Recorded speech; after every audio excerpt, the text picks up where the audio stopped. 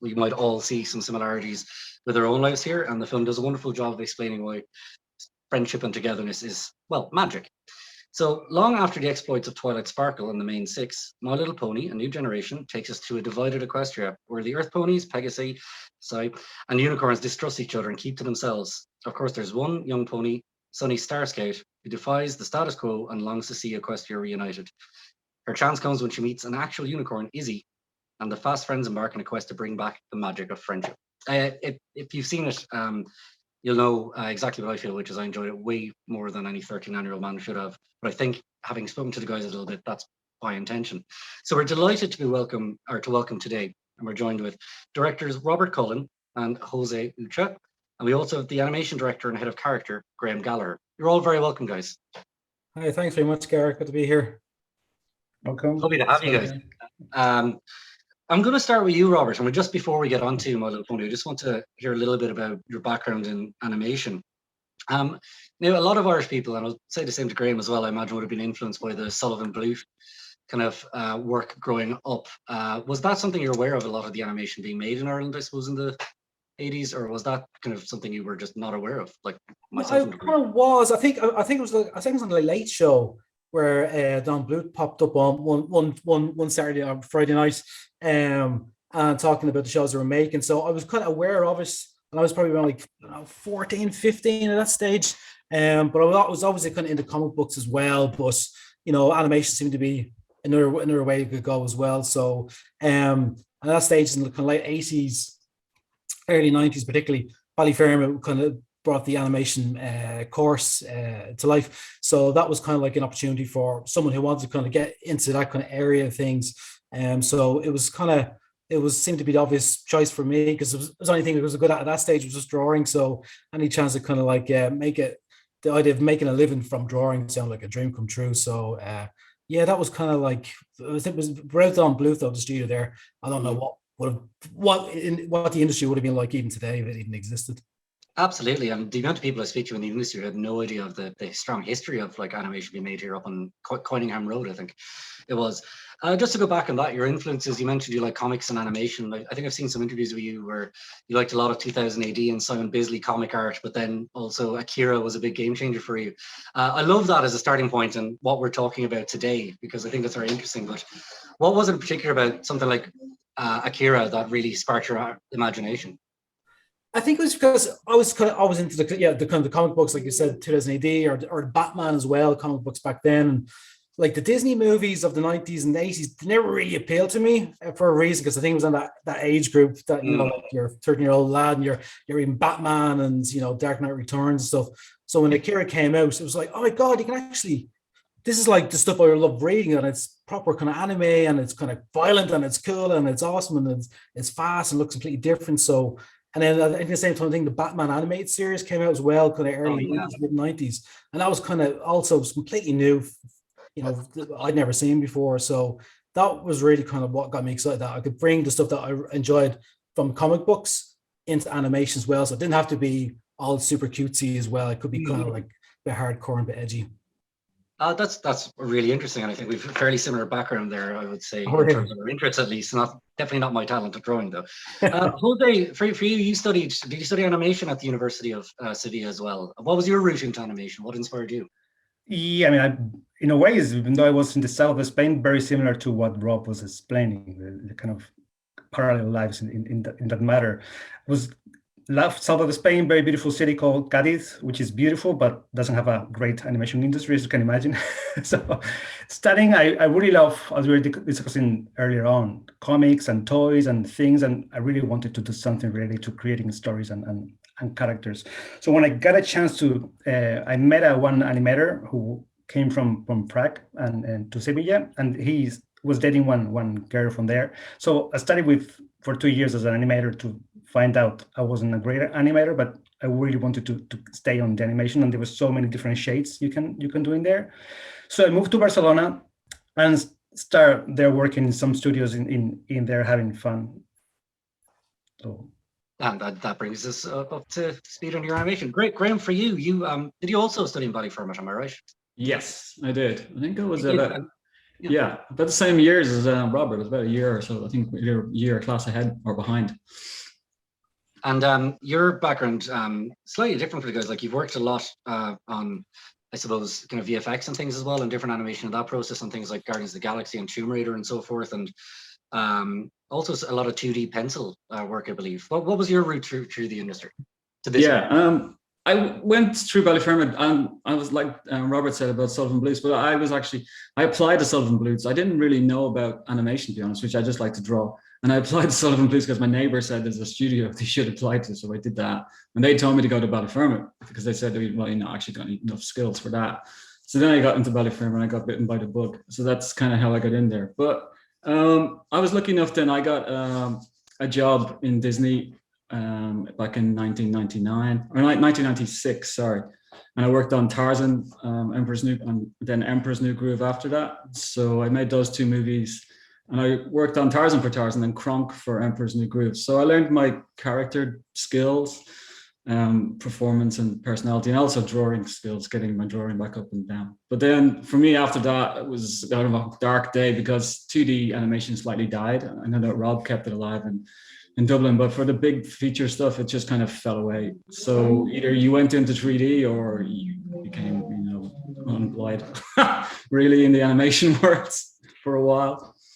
So I kind of jumped ship into 3D. Well, I went through a few processes going into character design. I was a character designer and a concept artist for a long time and art director. And then I went back around into 3D animation, kind of went into it back that way and ended up in VFX in London for a while. Yeah, for about 8 years.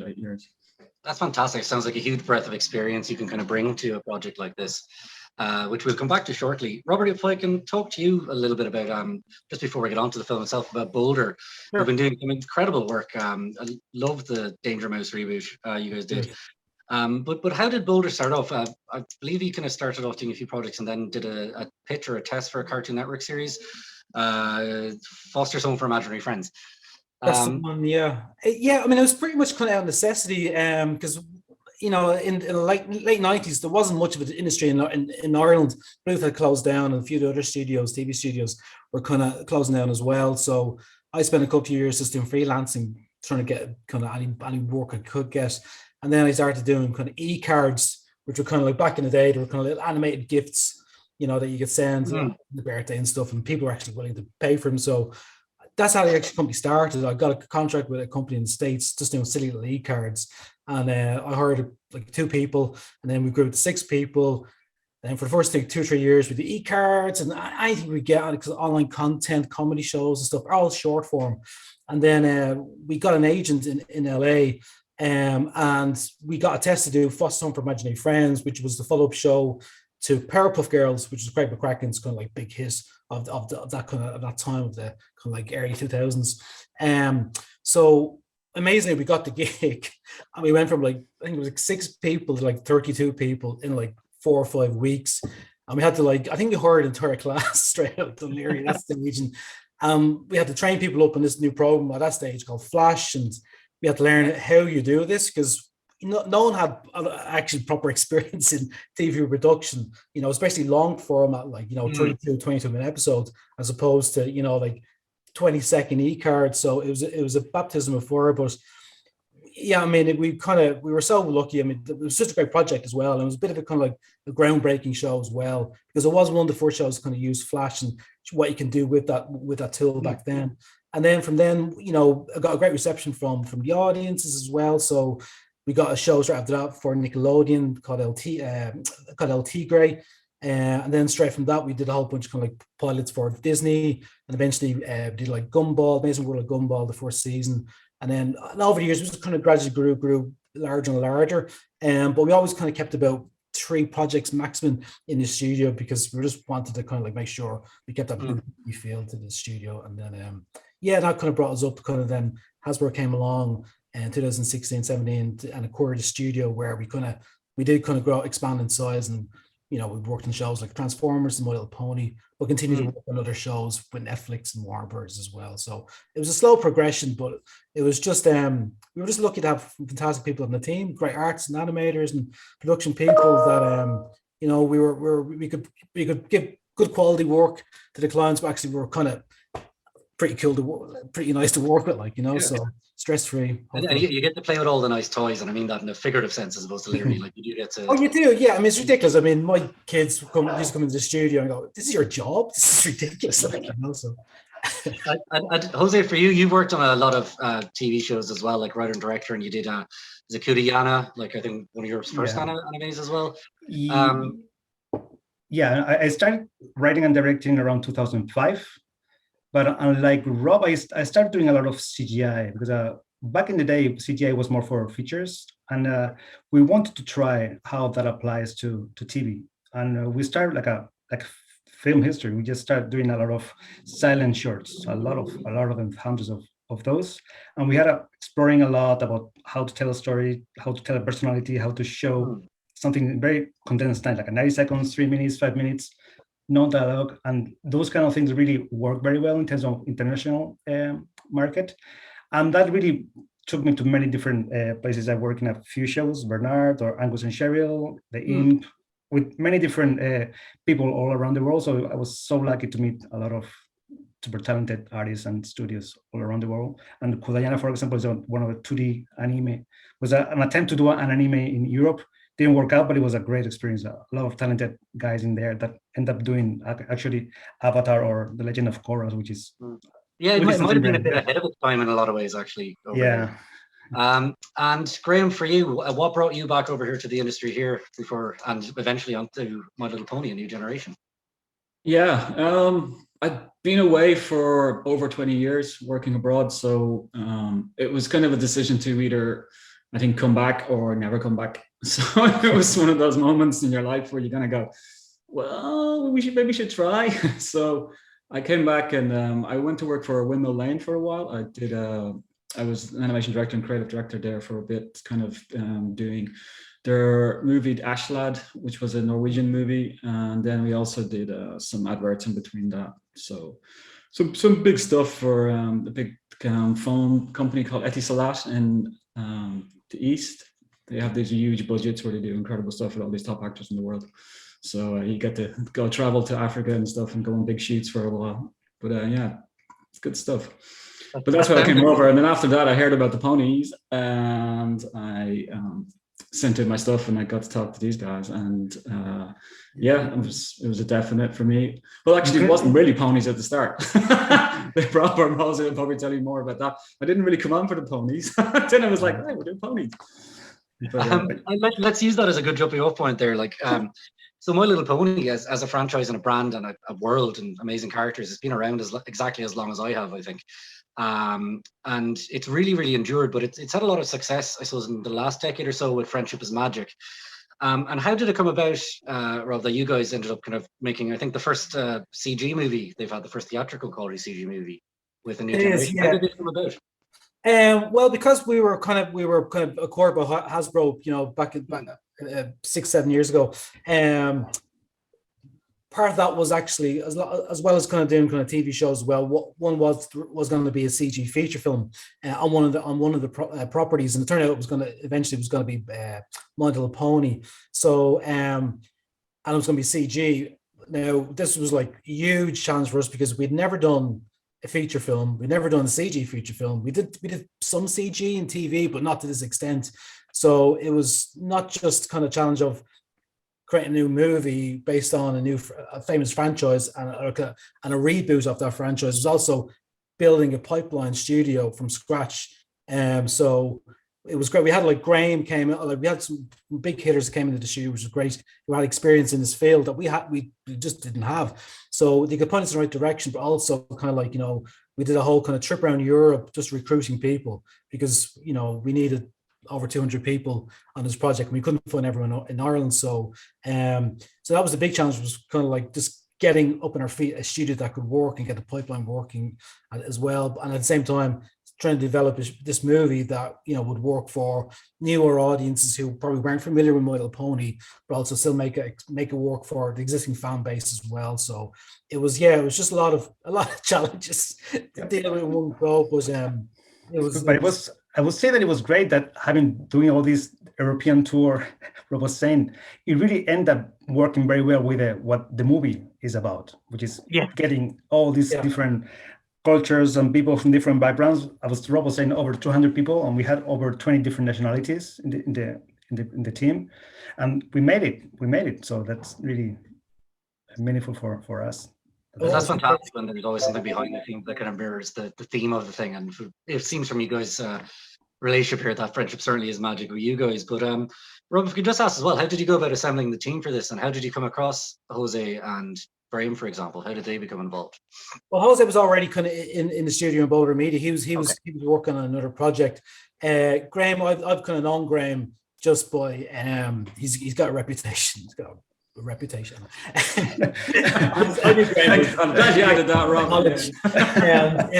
So, and then it was kind of and it kind of put me in the right direction as well. So, I mean, we were very reliant on just kind of like people's goodwill, and kind of belief in the project, because I mean, when you say we're going to make a Little Pony movie, you kind of go, oh, really? What? So we kind of knew the tone that we wanted this movie to be, that it wasn't going to be very, very young. And I needed to have you need to appeal to audiences of all age and have a playfulness and a warmth to it as well. So I think people kind of got the story, got what we were trying to do with it, and it's a kind of reboot as well. So a lot of it was just kind of like, lots of favors being asked and asking people to come in have a look what we're doing. We probably wouldn't usually come in, but they got like, the kind of like some good advice from people in the industry as well. So I was kind of like a garage band setup, really, like, because it was a very kind of independent approach to it, I suppose. That's really interesting here, because it just looks like, not that it wouldn't be like indie or garage band as you said, like, but it looks so high end, like really like major hundreds and hundreds and hundreds and hundreds of people in LA studio. And our co-director Mark Benny, he came in at the best moment as well, because Mark, he'd worked on lots of big feature films like what's the one? Trolls.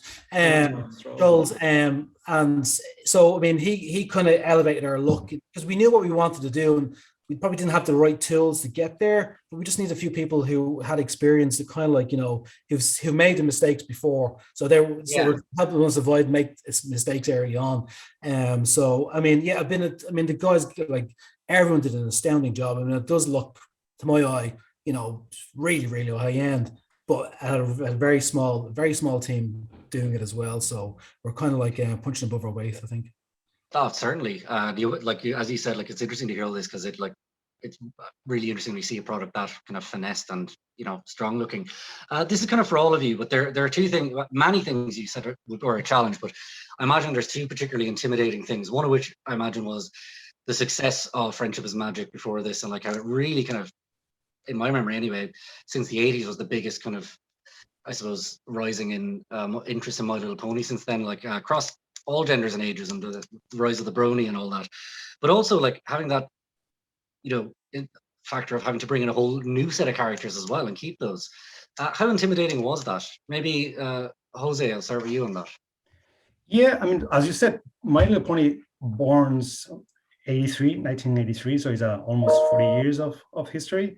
And then we look back, and then we basically, okay, let's study a little bit what's this. So watch a lot of episodes, look at a lot of all the evolution chart of these ponies, from the first kind of hippo looking ones to the very last one from G4, and see what we can take from there. Actually, Rob and myself, we did a manifesto about what this movie should be about. And we said, okay, first of all, this is pony movie, so we have to embrace the mains, the rainbows, the glitter. It has to be pony, it has to be love and friendship and magic for sure. Second, let's make it entertaining and cinematic. Let's go for format and look that it's really appealing, and the CGI for the first time for the brand. Let's make it different. So let's look back on those things, all these Easter eggs we put in there, with all the love and respect for all the legacy, but at the same time, we have to speak to a new generation. So let's find new things and new ways of saying things similar, but in a different way. So we put a lot of effort into that, about, at the end, as you were saying earlier on, doing something entertaining for the kids of nowadays, and for the parents, if they happen to watch, have fun too. And I think you did a remarkable job, because I love these new characters you introduced as well. And Graham, maybe if I can talk to you on that as well. I was talking to Robert before this, and I remember I think it was 1984, 85, the Transformers animated movie introduced a whole new range of characters and killed off all the old ones. It was absolutely insane. But the new characters from then have stuck around for like nearly 35, 40 years as well. Like, did you feel under pressure, like when kind of helping design these characters and these new ones, and that they had to have such a place in this pantheon, I suppose? I don't think under pressure, because I don't think I was aware of such a big fan club, to be honest with you, getting involved. I knew it was there, but I was kind of learning more about it as I went through. So I was kind of a bit freer that way for heading into kind of designing. And I think, I mean, working and bouncing off these guys all the time to keep me in check of where we were going with design, like personality, character wise, and making sure we were doing that. I think the main thing was to take it from TV, which we had this kind of TV character, which was loved, but it had these kind of very gigantic eyes and, you know, tiny mouths, and which is beautiful, and you can get used to that for comic and TV and do little small stuff, but we had to kind of put her into a feature world. So my main thought was that we needed to turn her into a very constructed, believable face that you could actually start to engage with, you know, have empathy for, and really drive emotions. Because if we didn't have that, I don't think we would, as you know, as an animation director, be able to give these guys what they wanted to show on the screen, you know, to get that across. So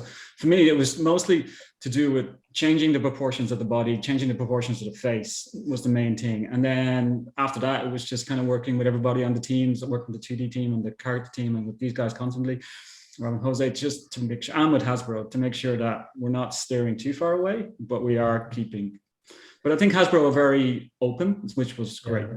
And also they were supporting all the time and giving us a lot of information, and anything we need, we were always there. I mean, for us, as Graham was saying, one of the biggest challenges was, okay, you start watching a movie, and when you finish the movie, and you never question, you have been watching colorful talking ponies, grabbing things with their hooves, talking, dancing, doing things, and you don't question because you are so into the movie about the things that are going on. If we made that was the big challenge for us to commit.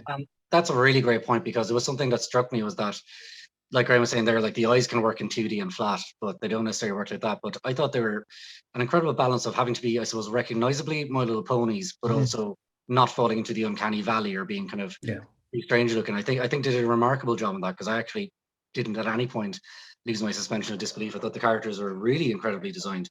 Robert, on that and your relationship with Hasbro, like, did they have any of these characters in mind beforehand, or was that all like up to you guys to come up with these what was the back and forth like on that with them? No, I mean, there's been so many kind of iterations of the movie and the script. I mean, initially it was going to be the previous kind of generation, just a continuation of that in CG. But it kind of, I think Hasbro decided they wanted, like, I think it's been 10 years that like that current generation was kind of in the public, so I felt like it was time for, you know, a new set of characters, and particularly for a new generation of viewers as well. So when we did eventually kind of just decide that was going to be a whole new bunch of characters, we had an incredibly short turnaround time to do it, because we had to create these characters from scratch, characters and personalities. It was like 4 months, 5 months to get them done, because we were kind of like, just because schedules and budgets and stuff. And like, I think it kind of helped this as well, because if you had too long, you could probably take forever, but we knew what we wanted, and we have amazing models and character designers there as well. So obviously, once you kind of get a rough idea of what you want, after that, it's just kind of finessing and tweaking it, and then you're learning more about the characters, and then that gives you ideas for casting as well. So I think once we start kind of getting our actors to go with the voices, you could really kind of get a sense of any nerves that you would have had started to disappear, because we such a great cast. It was really clear this was going to be a really character-driven comedy, and the comedy is going to come from the characters as well. So it wasn't super plot-heavy. It was just a really kind of a way to introduce new characters and spend time with them and get to know them as well. Because I was going to ask, like, it does seem very character developed, like as opposed to like premise or anything like that. But I was just curious, like, when you guys were working on the story, did you have the characters kind of in mind first and then build the world around them, or did you have a rough idea of, I suppose, the kind of themes and areas you wanted to look at of the story?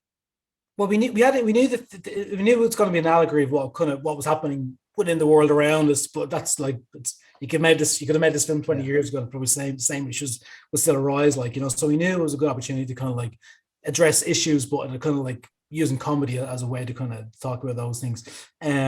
So yeah, we kind of knew where we wanted to go. We knew we needed to introduce three species, three lands. So we knew it was going to be a journey movie, adventure kind of traveling movie. So it was just kind of how do you do that in an entertaining and kind of but keep the audience on their toes. And we've got moments in there. We hope audience wouldn't expect to see a pony movie like we have like an Nirvana-esque angry mob song and just things that they go, wow, Will Pony.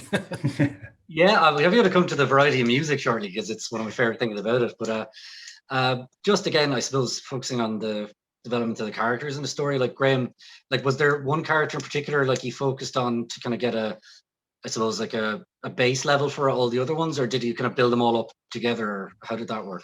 No, you're exactly right. It was we built Sunny first. So Sunny Starscout was our everything. We based all of our construction ideas on her, and all of our test pieces that we did through modeling through into kind of animation.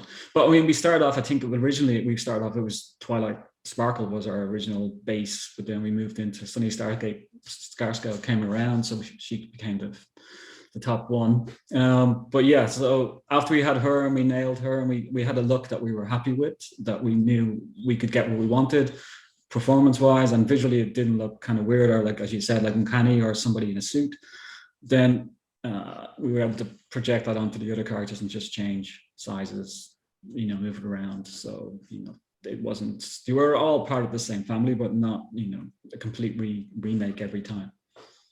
And that's good, I suppose, because when you get one like you're really happy with, you can kind of build the other ones around that. Like they're all obviously very unique characters and have their own traits, but like once you've kind of got those definitions, I suppose, how the eyes work and how equine or human they look, that it kind of makes things easier. Yeah. Excellent. So let's Robert and Jose just talk as well, like in animation as opposed to like fiction filmmaking, which I suppose would be a little bit more aware of. Like co-directing is much more common, or not having multiple directors and co-directors is much more common. How do you guys do the division of labor on that? What were your various roles in that? So Robert, maybe start with you. To be honest, it was quite. I know usually you'd split up directors and they deal with this and yours deal with that. For us, it was actually we were pretty kind of bonded for the whole thing because we kind of, we knew each other, we were good friends, and we shared the same sense of humor, and kind of like we both knew what we were looking for. So if one of us wasn't able to kind of attend the meeting, we knew the other had our back as well, like So, but it was also kind of, I mean, when you're doing like a movie like this, you need someone there as well to just help you mentally, you get to cry on, cry and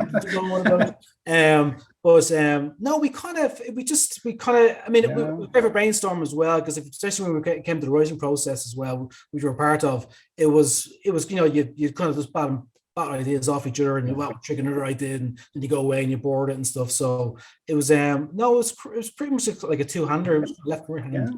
Yeah, I would say it was super smooth because as Roy was saying, we share the same sense of humor, and in this kind of situation is 4 eyes and 2 brains, so you get better jokes, one dramatic situation. Yeah, exactly, one mustache, whatever you need. So in that sense, sometimes it's much easier, and you get more solid stuff to get at the very end. So that's good.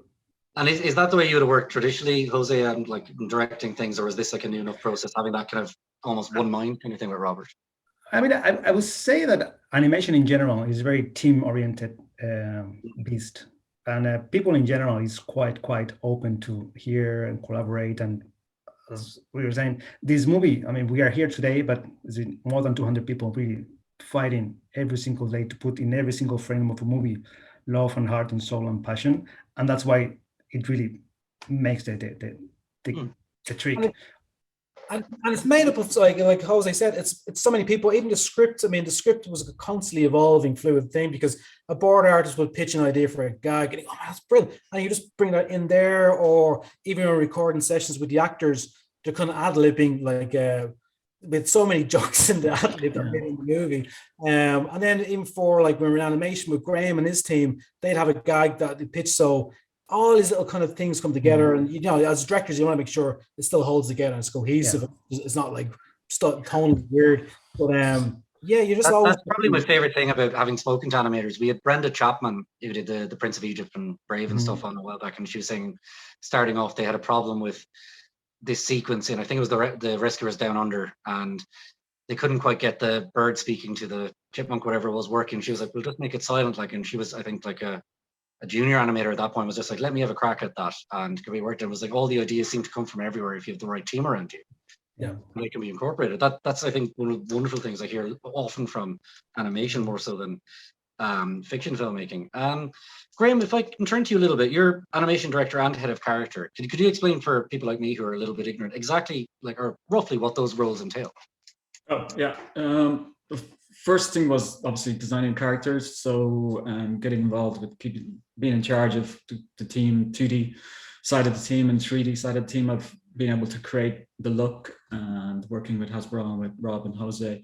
And, you know, basically just keeping everybody on form, because everybody was trying out loads of ideas and beautiful stuff. And it was one of those things where we were modeling it and designing it at the same time. So flicking between the two was important, that because otherwise we'd have a 2D model or 2D drawing and it would be like beautiful, look 2D. We went into 3D, it didn't work at all. We had to refix it. So making that link was quite useful for me. And also because of doing that, it helped me for later down the road for animation, because I knew what was coming. And I knew what we were able to do. So I knew it would be faster as well if you know, I was looking after that side of it while it was being hatched, so to speak. When it came later on, then I wouldn't have to run into those troubles. And then animation directing side, obviously it's creating the team for the animation team, and then creating the performances, trying to build performances and keep character, you know, consistency through the movie. And then obviously allowing the animators to create beautiful animation, keep the quality level up, and make them, you know, feel comfortable and be able to perform. They're the actors, you know, so you throw them in there and you try and get as much as you can from them and go, look, you know, we need this. You have a stage, here's your directors, they've told you what you want, now let's try and, you know, invent something. And they would do that. You know, you're only as good as the team you have around you, and we had an amazing team. So it was, yeah. That's very well explained, actually. That certainly illuminated me a little bit on that. Actually, as we have you there, Graham, we have a question in here from Elizabeth Douthwaite. I hope I'm pronouncing that well, Elizabeth. And please do keep your questions in. She says, I really like the intricate details in the unicorn horns. What was the creative design process behind those? Yeah, we went through a lot of stages, but I mean, ended up. I think at the time it went into, I think that we went to Mark and Pablo's world after a while into production design, because it was becoming like a very interesting kind of texture design that they needed to perform in 3D. So those guys were on top of all of that. So they took a hold of that and made it beautiful. But I think Hasbro had an idea, but then I think Rob, Jose and Pablo and Mark, they brought it up to that level of beautiful. Yeah, it really is a beautiful piece. And Rob, on that again, you mentioned, like, you know, this is kind of reflected the world around us. But am I right in saying a lot of it was made during kind of COVID lockdowns, or how did that impact you? It was, well, the production. I mean, I think when the first lockdown happened, we got about 6, 7, 8 minutes animated, something like that. So it was yeah, everything was fun. So yeah, when lockdown happened, we were basically, everyone had to obviously work from home, and we had a lot of people who were basically living in Ireland who probably came from France and Italy and Spain and Portugal, so they all had to go home as well. And then, like, God bless IT, because they did a sterling job to be able to keep things running as well, even from remotely. But I think once we kind of got on our feet in when it came to kind of like work remotely, it seemed to actually kind of benefit us in one sense, because, you know, you get more hours, you get less commuting time. So, and it means that your meeting is a bit more focused. You know what you need to get out of that meeting, like, you know, because, you know, in the studios, like, oh, you know, Johnny's just popped out for a cigarette and do you know what I mean? Everything's, where this one, you're just kind of like, we got a lot to do. And so it was quite, we had that's production managers and producers as well, making sure we're using every minute of the day. So we used it to our advantage, I suppose. But obviously you do miss the kind of interaction and social end of things. But yeah, it was just another kind of like, what else could happen in this movie? What's going to happen next? Yeah, I mean, something was interesting during the lockdown, especially the first months. Something which was, to me, amazing still when I think back today is all those dark, sad days, what all this uncertainty and everything we were making this funny, silly movie how you keep people in that mode and not going sad or depressive. And some is when if you guys remember when all the small kids start putting drawings of rainbows on their windows. So it was kind of really magical. They didn't know a pony movie was being done and how important for us was that. So they were kind of inspiring, go for it. So in a way, they support all this magical movie at the very end without knowing it. So it was really nice. That's wonderful, because I imagine if you were working on a horror film or a very dark, story about someone with illness or something, it would have been really hard to kind of engage with that when the world had changed. So having a story about, like, I suppose, so much love and magic and friendship was really, really helpful at that time. Yeah, totally. Yeah. One way the pandemic helped us as well was that because we didn't have the studio in there, we were able to get people, friends, and other things that we knew from across the world, and they were very happy to do the movie, but they wouldn't be very happy to move, because they're already established at home and stuff like that. So obviously we don't want a pandemic, but having that happen and then looking around and go, oh, hang on, people can work from anywhere. So everybody was very happy to jump on board and work on this movie, because it was a beautiful looking movie. It's just the travel aspect always hurts. And we have eventually 5 different time zones, which is super fun. So you must have had to adapt your workflow a bit. I think I was talking to, I think it was the guys in a cartoon saloon about working something over COVID, and it was like they had to have a whole new workflow, and Shotgun kind of changed the IT for everyone. Like, was it a big kind of change for you guys in terms of getting everyone set up at home? Rob? I mean, as Rob was saying, it was quite fast, the IT guys, right? It was pretty fast, yeah. I mean, it was obviously you had to get this up because everything was kind of like, working remotely anyway, in one sense, in the servers and the render servers and stuff. So it was, it didn't take that long. I mean, obviously all technical bugs and, like delays and when it comes to like basic Zoom calls and the kind of day-to-day stuff. But I think like it didn't take that long, which was remarkable. Like, we felt like, and if we did lose any time, we definitely caught up, like, once we couldn't go back on our feet. But yeah, it was just like, if someone said to me a year before that you're making this move from home, like, there's no how you're gonna make a move from home. Yeah, like, I mean, I wouldn't say it was easy because the IT guys probably lose there, but they were so fast. So kudos to them. Yeah. Fantastic. Let's talk about the story a little bit. We kind of covered a bit about how the themes, you were very adamant about keeping it to like the My Little Pony themes of friendship being magic and general positivity and stuff. But there, you have an interesting, I suppose, antagonist in it in Deputy Sprout and stuff as well. I'm just kind of wondering how and you mentioned you had a kind of road movie vibe to it, but like how the overall, I suppose, how that character I was really interested in, because they do kind of learn a lesson at the end, which was really nice. They're not like a bad kind of person, but like how did that character come about? He kind of evolved. He was always kind of this mummy's boy, and like Phyllis, who's basically the main kind of matriarch, I suppose, in that town. She runs local business. She kind of profiteers from selling weapons or defense weapons from the imaginary danger that's beyond their town, like, So Amazing hair. Amazing hair. Great hair, yeah. So, but I think we wanted him to be. We wanted, like, all villains, they weren't born a villain, so it was interesting kind of to see that he's actually, his belief system, he got it from his mother, who probably got it from her mother, whatever. So we wanted to kind of create a villain that he was like a bit of an a-hole and not very likable, but you can understand why he is the way he is, like, This still doesn't stop him being a complete moron, but like, so I think there's something kind of funny with that, and kind of like we get some comedy from him, and Ken Young, who did the voice of Sprout, like, he was just perfect because like he can play an asshole, he can play, but he can just comedy and ad-lib so funny. So it just seemed to be a little gift, and again, anywhere you can just kind of surprise the audience that this isn't the character I thought it was going to be, or people thought Phyllis was going to be the villain, and then as we progressed, you realize actually it's not. She's not the villain. So yeah, it was just kind of making. Still, I think the idea was like make everyone likable to a certain extent. Even though the unlikable traits, they're still like you can't help. I mean, I think one thing we were so proud of is that all the characters sounds really natural. It's one of the things we really wanted to make. We are making ponies in 3D, which is kind of like okay, as we were saying, let's make it this believable, and we asked the actors, try to put your just natural voice. Don't pretend to do. So that's why you kind of listen to, okay, it feels so real. So when they're talking about, they're showing their emotions, you feel there's something real. So as Rob was saying, Kenny was amazing. He just himself.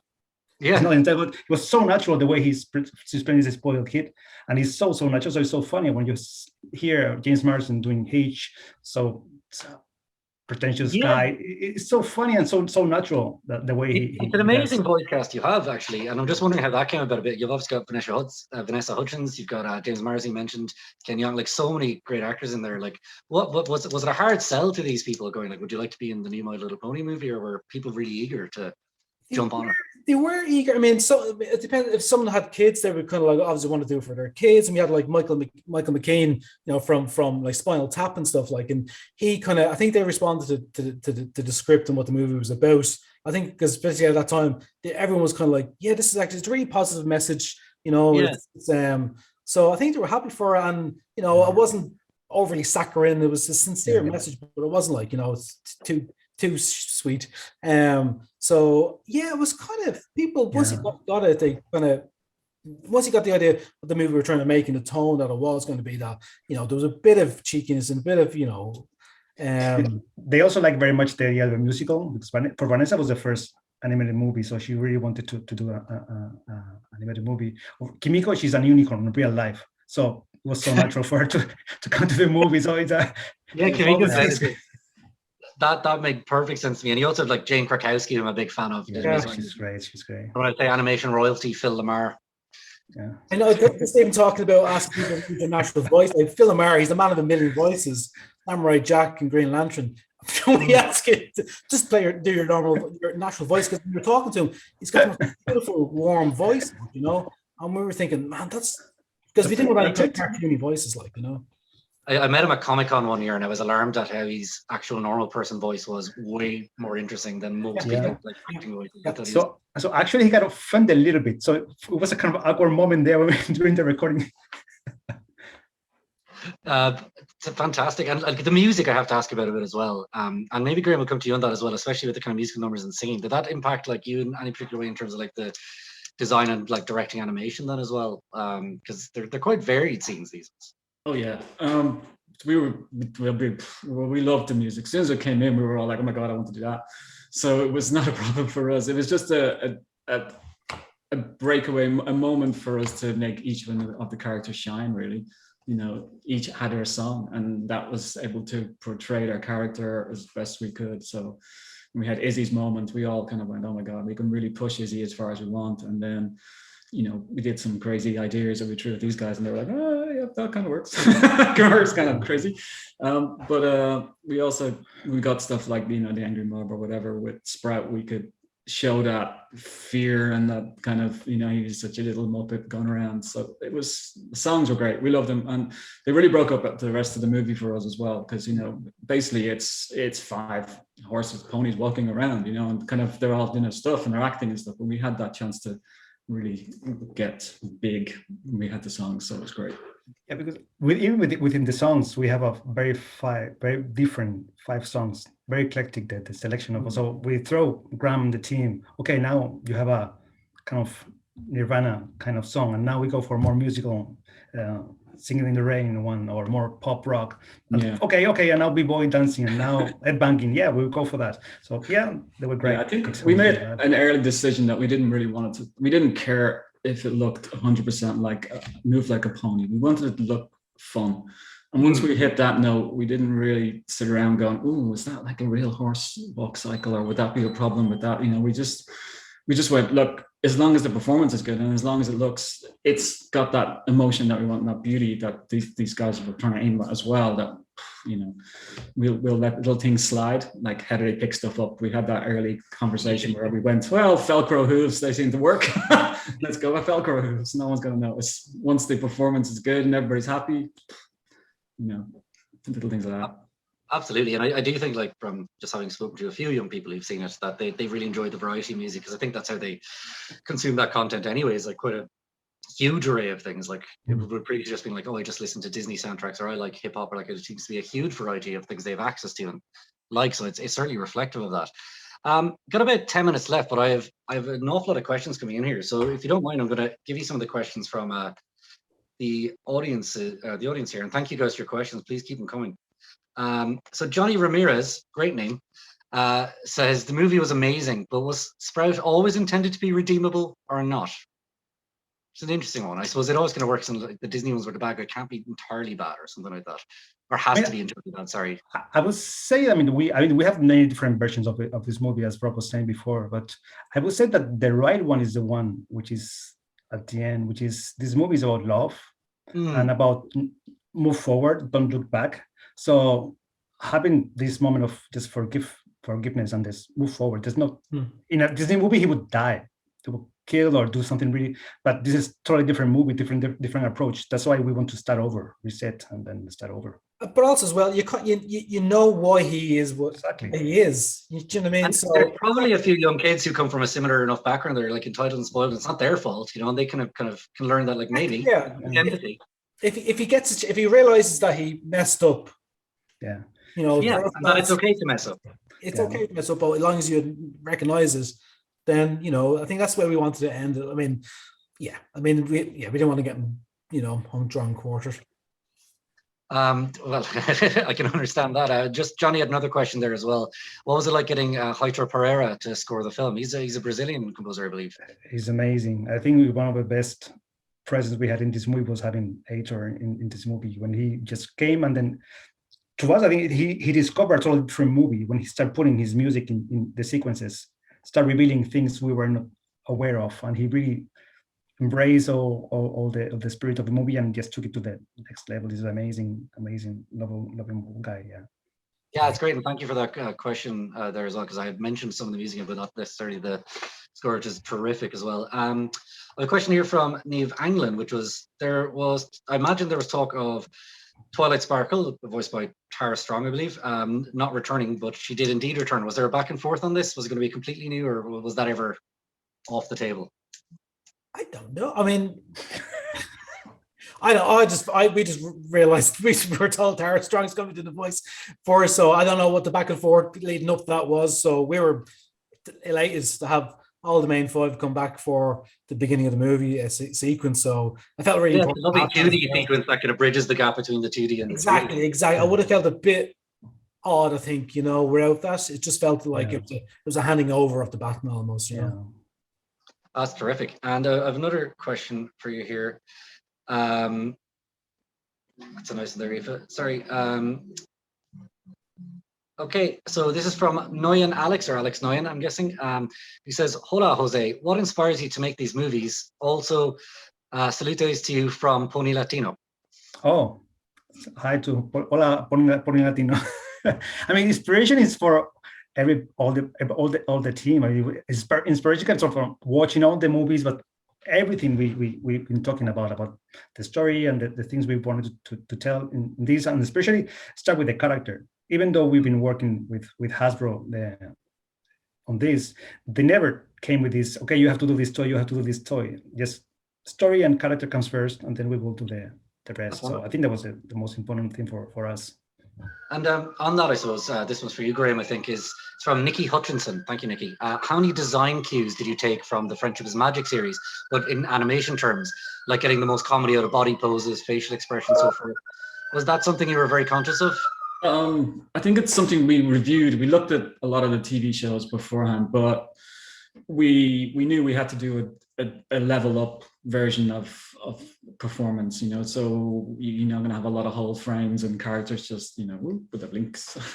So we generally we kind of developed the characters more and just trying to push each one to have their own individual personality. So that was the main goal. So we looked at it, but we definitely wanted to push it to the feature level.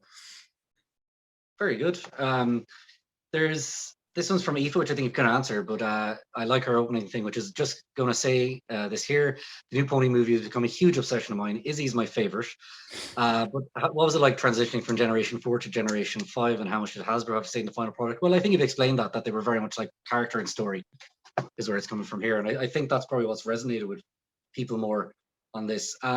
This is from Alessia, and I'm going to say this to Robert. Robert, I'm right in saying this is your first full feature CG animation you did, isn't it? Yeah. Incredible achievement, especially for your first one, but for anyone. But are you looking to do more of this?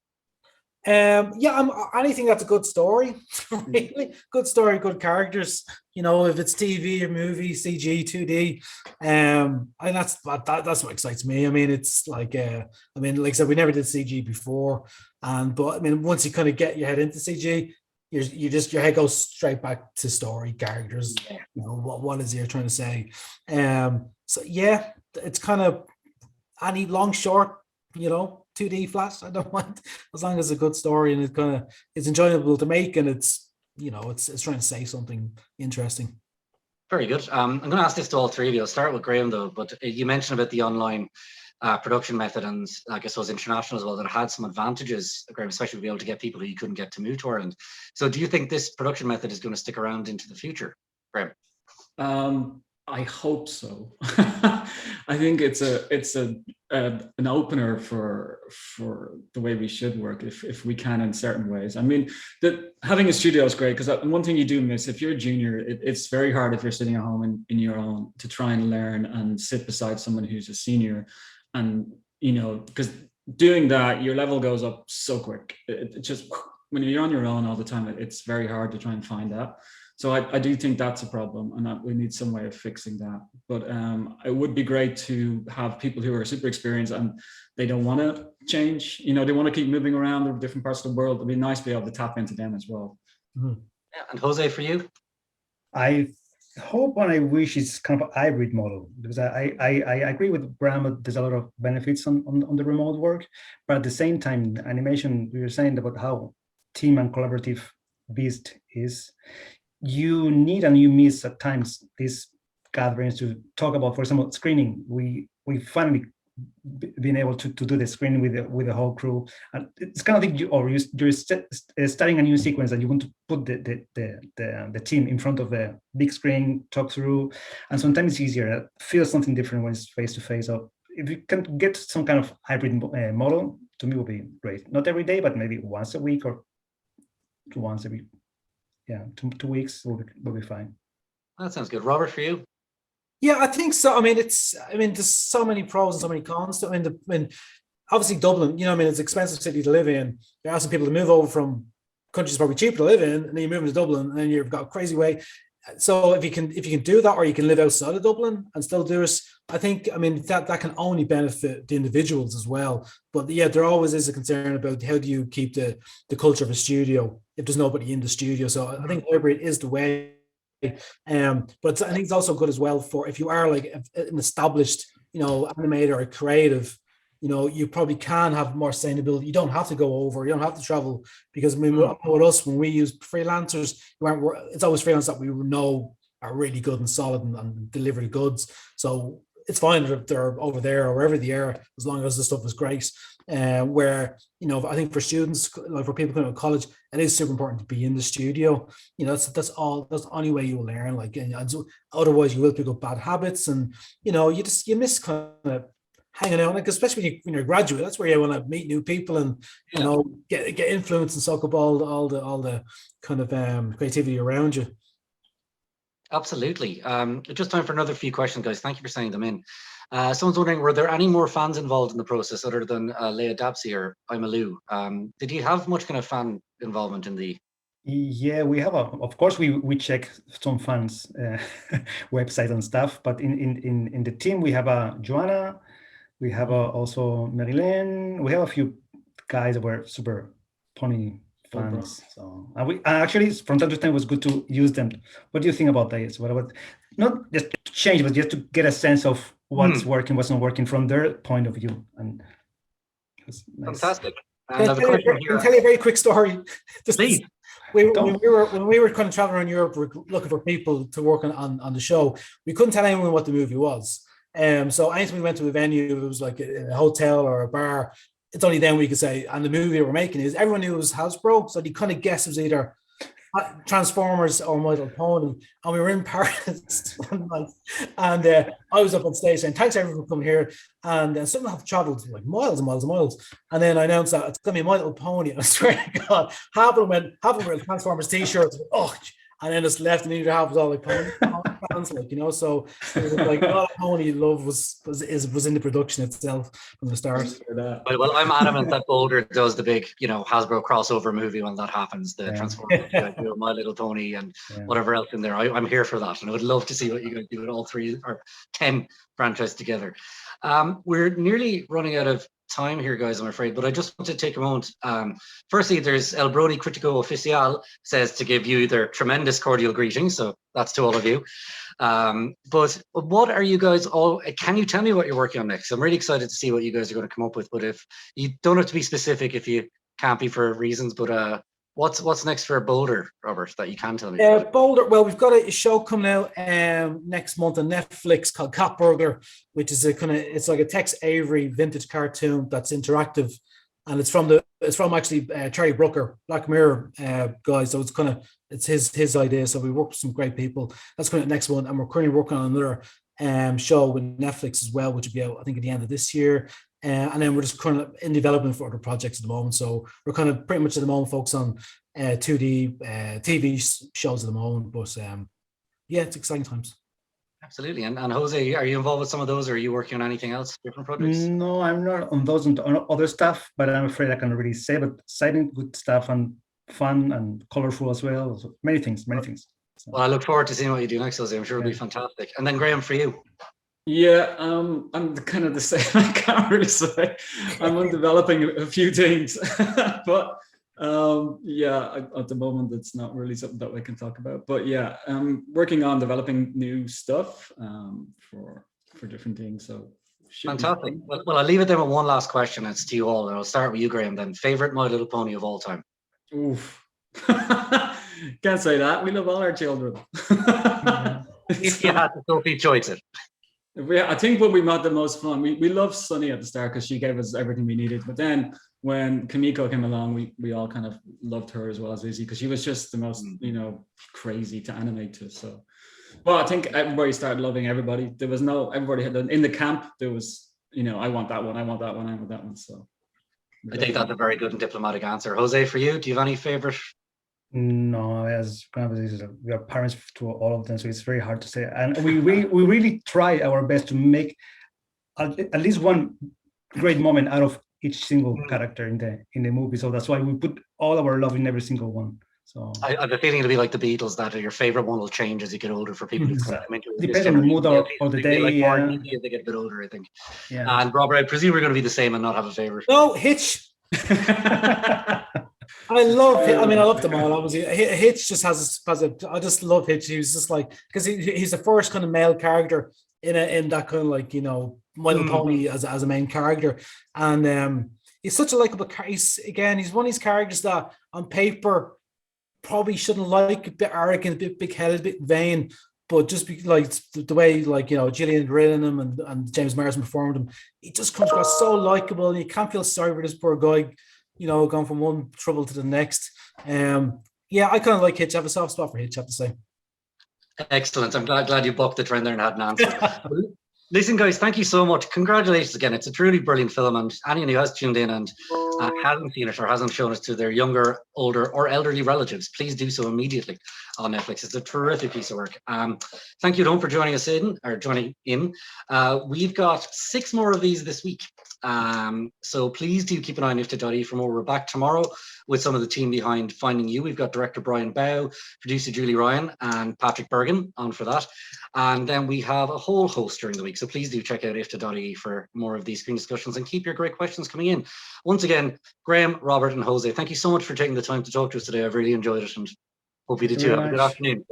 Thank you. All the best. Thank you, guys. Best of luck. Bye.